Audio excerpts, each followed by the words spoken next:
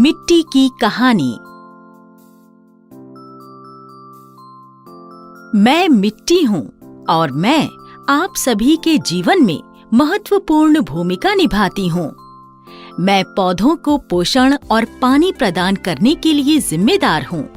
मैं पेड़ों को सहायता प्रदान करती हूँ और मैं कृषि के लिए बहुत महत्वपूर्ण हूँ। इसलिए मैं आप सभी के लिए महत्वपूर्ण हूँ।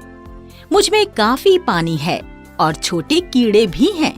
ये पौधों और फसलों को बढ़ने में भी मदद करते हैं।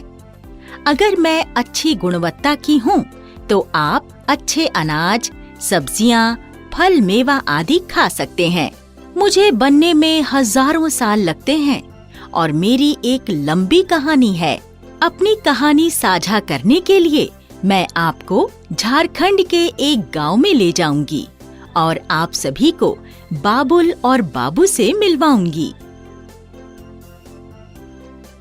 हम इस वीडियो में मिट्टी के विभिन्न पहलुओं को जानेंगे। बाबुल बाबुल, इधर आओ। क्या चाहिए भाई? मैं इन मिट्टी के मुखौटों को बनाने में बाबा की मदद करना चाहता हूँ। हालांकि इसमें छोटे कंकड़ हैं। क्या तुम इस मिट्टी से कंकड़ को अलग कर सकते हो?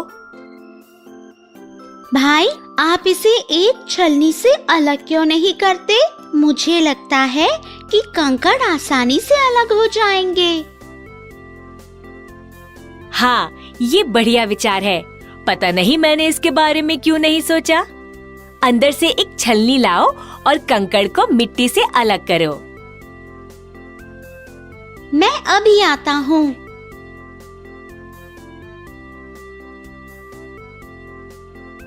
जब भी बाबा मिट्टी लाते हैं, वह नरम और अच्छी होती है। मुझे आश्चर्य है कि इस बार कंकड़ कैसे आए। लगता है मिट्टी अलग जगह से लाई गई है। जबकि बच्चे मुखौटे तैयार कर रहे हैं, क्या आप उन चीजों को सूचीबद्ध कर सकते हैं जो आपको मिट्टी में मिलती हैं? बाबुल, ये मुखौटे तो बन गए हैं। चिकनी मिट्टी भी खत्म हो गई है। बाबा मुझसे कुछ दीपक बनाने के लिए भी कह रहे थे। हमें मिट्टी कहाँ से मिलेगी अब? आसपास कुछ चिकनी मिट्टी भी नहीं है। जाओ, बाबा से पूछ कर आओ। ठीक है भाई। भाई, बाबा कह रहे हैं कि हम रामनाथ चाचा के घर से मिट्टी ला सकते हैं। आओ, फिर चलें।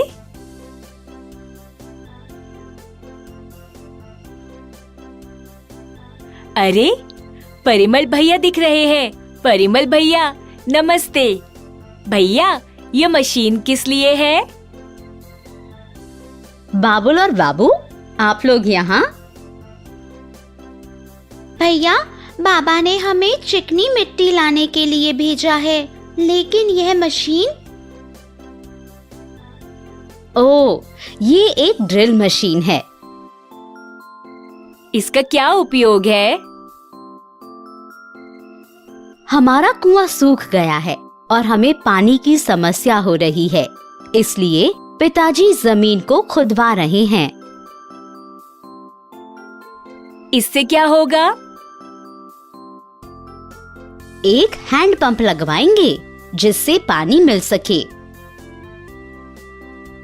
ओह, लेकिन मुझे यहाँ कोई भी कर्मी दिखाई नहीं दे रहा है। अभी वे नीचे बैठे हैं। बहुत खोदने पर एक बड़ी चट्टान थी। आगे खोद नहीं पाए। सब कर्मी एक दूसरी मशीन लाएंगे जिससे चट्टान को तोड़ा जा सके। बड़ी चट्टान? मुझे लगा कि जमीन में केवल मिट्टी है।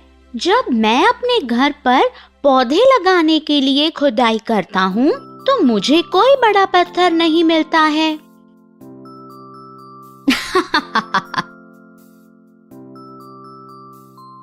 और छेद के पास कीचड़ के ढेर को देखो। इसकी रचना को देखो। यह भूरा है, लाल है और फिर यह हल्का भूरा भी है। बहुत अच्छा अवलोकन है। क्या कोई बता सकता है कि मिट्टी कैसे बनती है? मुझे यकीन है कि तुम दोनों ने पिछली कक्षाओं में इसके बारे में सीखा होगा।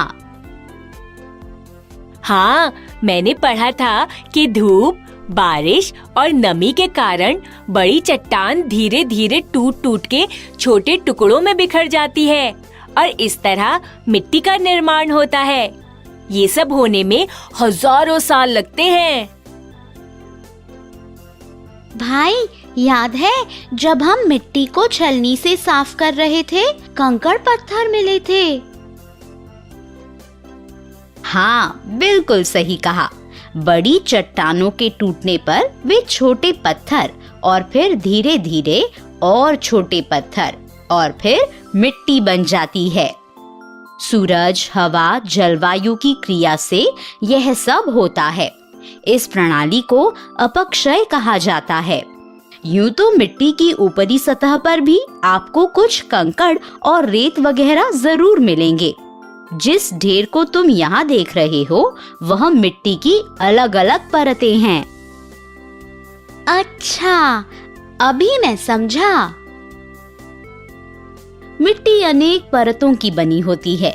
मैं तुम दोनों को मिट्टी की परिच्छेदिका के बारे में समझाता हूँ, यानी कि उसकी परतों की व्यवस्था के बारे में।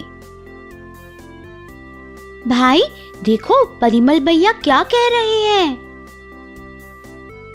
मैं एक बोतल और एक गिलास में पानी लेकर आऊंगा। ठीक है भैया। देखो, मुझे एक पारदर्शी बोतल मिली है और इसमें मैं मुट्ठी भर मिट्टी डाल रहा हूँ और एक गिलास पानी डाल रहा हूँ। अब तुम क्या देख रहे हो? देखो, मिट्टी के कंकड़ पत्थर नीचे बैठ रहे हैं। सही है। तो यह सिर्फ एक नमूना है। तुम इसे रात भर रखोगे तो और स्पष्ट दिखेगा।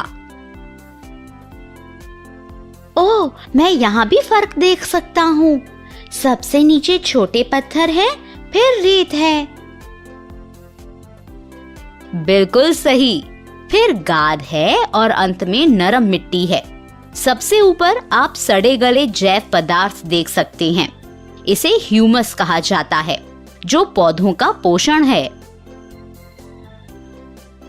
क्या धरती के नीचे भी मिट्टी इस तरह व्यवस्थित है? हाँ, तुम्हारा अनुमान सही है। धरती में मिट्टी की अलग अलग परतें हैं। सबसे ऊपरी परत को शीर्ष मिट्टी कहा जाता है। इसमें ह्यूमस होता है। मुझे पता है कि इस पर पौधे उगते हैं। नीचे की अगली परत को मध्य परत कहा जाता है। इसमें खनिज होते हैं। क्या इसके बाद चट्टानें हैं?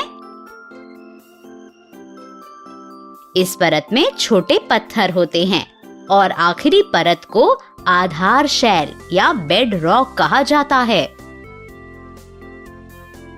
मिट्टी की किस परत में पानी होता है? सबसे ऊपरी परत में पानी होता है। तल पर रेत और बजरी पानी की निकासी में मदद करते हैं ताकि जड़ें सड़ न जाएं। भैया, जैसा कि ह्यूमस में जैव पदार्थ है और ये पौधों के पोषण में मदद करता है, क्या हम भी मिट्टी में अच्छी चीजें डाल सकते हैं? तुम क्या करना चाहते हो? मैं जमीन को थोड़ा खोदकर उसमें सूखे पत्ते, फलों के छिलके, सब्जी के छिलके इत्यादि डालना चाहता हूँ। मुझे यकीन है कि ये मिट्टी को मदद करेगा। हाँ, तुम सही कह रहे हो। हमें केवल जैव पदार्थों को मिट्टी में डालना चाहिए, न कि प्लास्टिक और अन्य कृत्रिम चीजों को। इससे मिट्टी खराब होगी। धन्यवाद भैया। कृपया हमें मिट्टी दें, हम घर चलेंगे।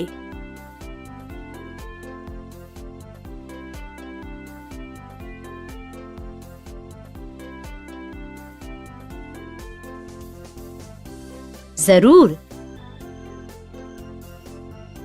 बच्चों, इस वीडियो में हमने मिट्टी के विभिन्न पहलुओं के बारे में सीखा और मिट्टी की परिच्छेदिका के बारे में भी सीखा। अगले वीडियो में हम मिट्टी के प्रकारों के बारे में जानेंगे। फिर मिलेंगे।